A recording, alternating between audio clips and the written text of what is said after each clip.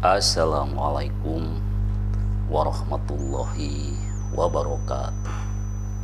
Innal hamdalillah nahmaduhu wa nasta'inu wa nastaghfiruh wa na'udzu billahi min sururi anfusina wa min sayyiati a'malina may yahdihillahu fala mudhillalah wa may yudhlilhu fala hadiyalah.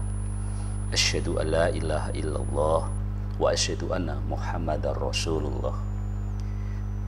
Saudara-saudaraku, alhamdulillah kita panjatkan puji dan syukur kita kehadirat Allah Subhanahu wa taala sampai pada hari ini, pagi hari ini masih diberikan banyak kenikmatan. Salah satu nikmat yang paling tinggi yang harus terus kita syukuri adalah nikmat iman, nikmat Islam, nikmat sehat fisik, mental, sosial, dan spiritual.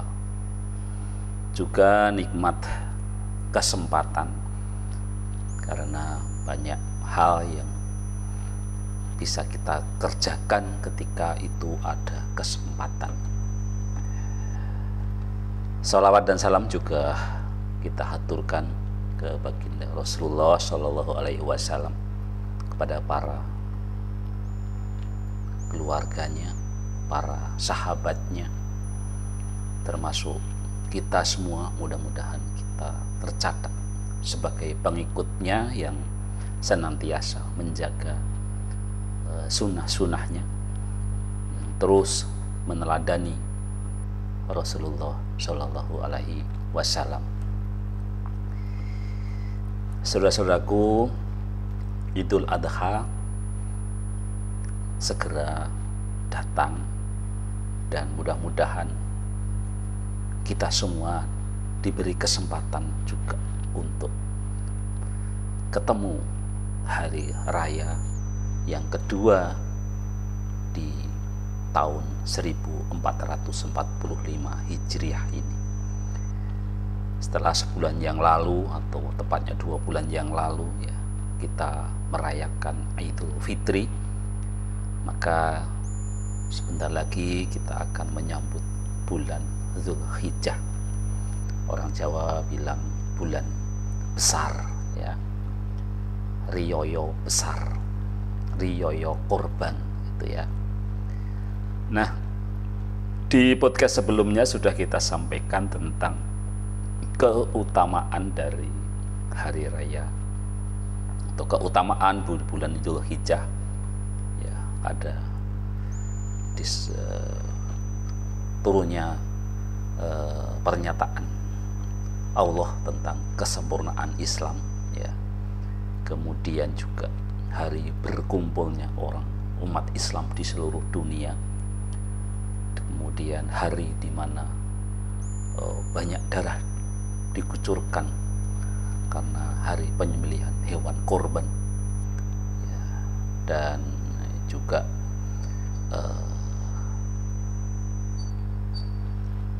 puasa Arafah ya, itu ya. Nah, pada podcast kali ini kita mencoba untuk menguraikan ya tentang beberapa amalan-amalan yang seharusnya kita lakukan di bulan Zulhijjah. Amalan yang pertama adalah zikir ya.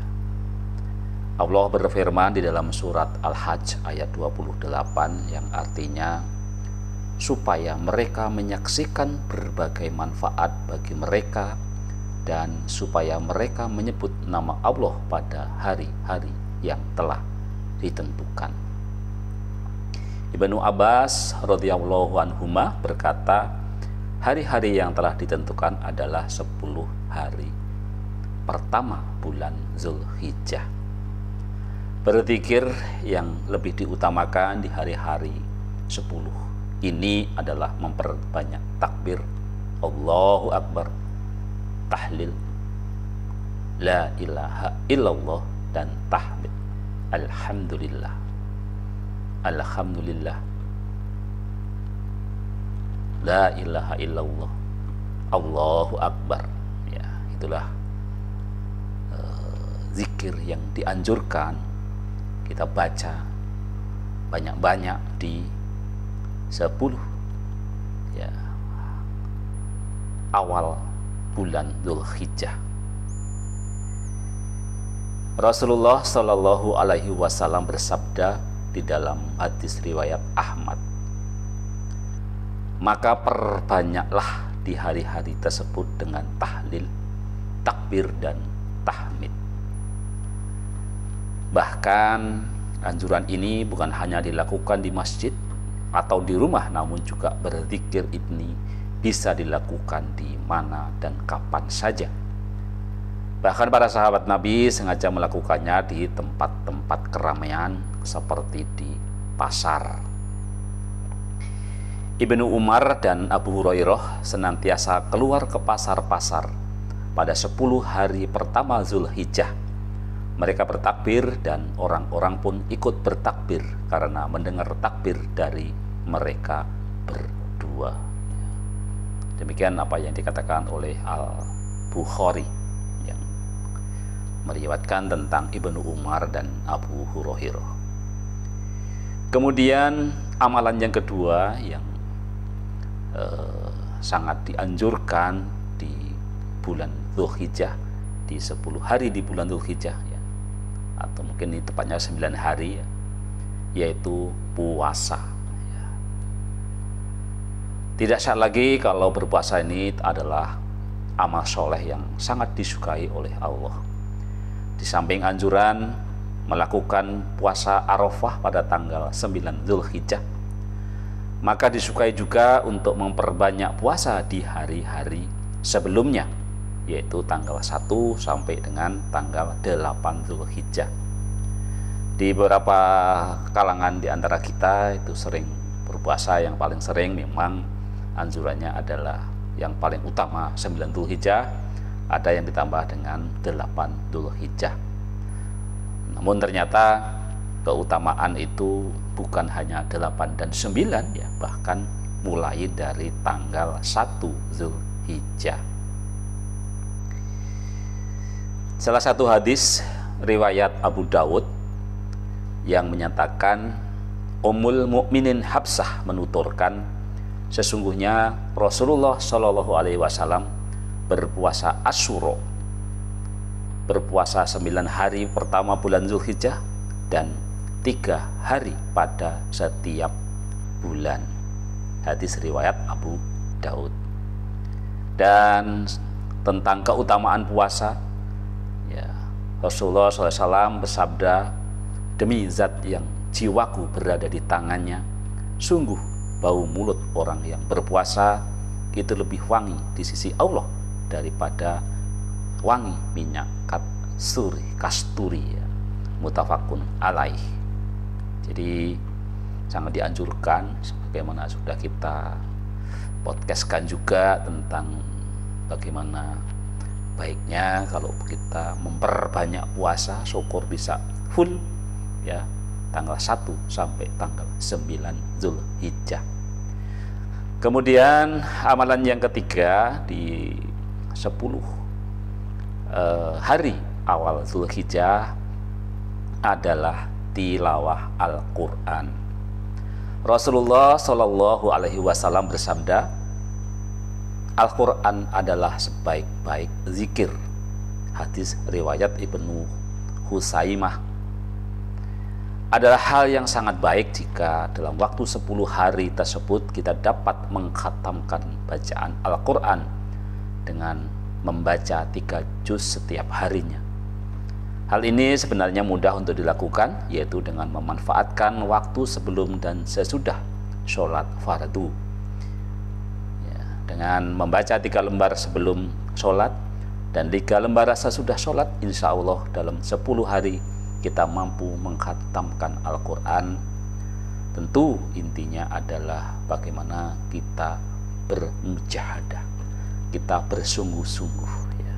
Jadi kalau sungguh-sungguh, tentu itu bisa kita lakukan ya, perbanyak tilawah Al-Quran.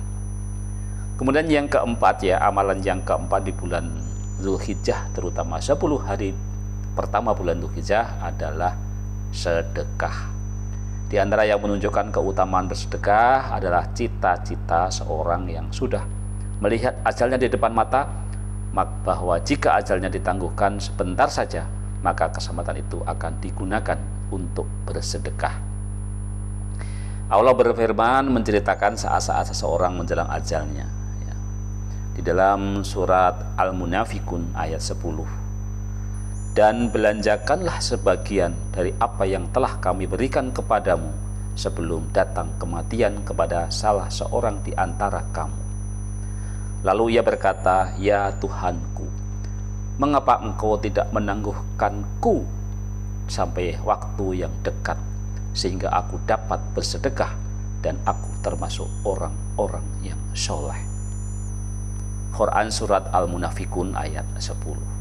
Jadi banyak-banyaklah bersedekah di 10 hari pertama di bulan Dzulhijjah. Kemudian amalan yang dianjurkan tentu adalah kurban, ya.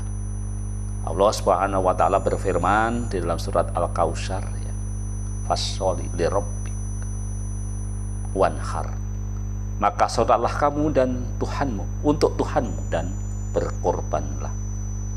Korban adalah ibadah yang disyariatkan setahun sekali dan dilaksanakan di bulan Dzulhijjah, tepatnya dimulai pada tanggal 10 Dzulhijjah, ba'da kita menunaikan sholat Idul Adha. Rasulullah Shallallahu Alaihi Wasallam bersabda, barang siapa yang sholat seperti kita sholat dan berkorban seperti kita berkorban, maka sungguh dia telah mengerjakan korban dengan benar. Dan barang siapa yang menyembelih korbannya sebelum sholat Idul Adha, maka korbannya tidak syah. Jadi korban disembelih setelah kita melakukan sholat Id. Ini menunjukkan bahwa ibadah kurban itu merupakan kekhususan dan syiar yang hanya terdapat di bulan Dzulhijjah. Kemudian yang terakhir, ya, amalan yang terakhir di bulan Dzulhijjah tentu adalah Allah Subhanahu wa taala berfirman, ya, haji itu pada bulan-bulan yang tertentu. Quran surat Al-Baqarah ayat 197.